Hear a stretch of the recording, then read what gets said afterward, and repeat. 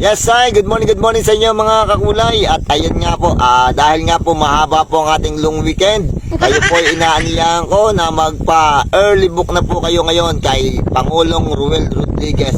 Yung references niya po sa Facebook, ibibigay ko po sa inyo. Lahat po ng papasok dito na turista at lahat po ng mga sariling lokal natin dito sa Umalig.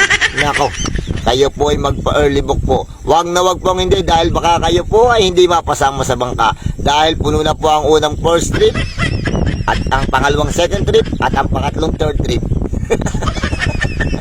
So pinupuno na po yata ngayon, sa ngayon ha, pinupuno na po yata ngayon ang pang-apat na fourth trip. O kaya mga kakulay ha, intindi nyo na, naintindihan nyo na. Kaya kayo po ay magpa-early book na po uli. At malamang sa pagdagsa ng ating mga turista ay punuan at siksika ng ating mga bangka. Kaya mga kakulay, friendly reminder lang po ito. Kayo po ay magpa-early book na. Yes, opo yan, totoo po yan, sigurado po yan. At yan po ay ayon sa ating dispatcher na si Pangulong Ruel Rodriguez. Puno na po ang ating mga bangka, mga kakulay. Kaya, bahala ka. Baka maiwanan ka. Giyak na kakulay. Sumunod na lang po kayo sa mga taga-bilin at huwag magpasaway para ikaw ay makasabay.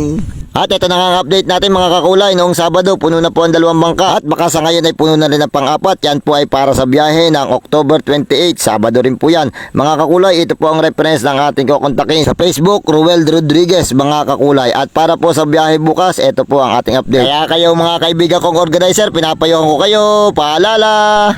Mga kakulay, happy long weekend! Paalam!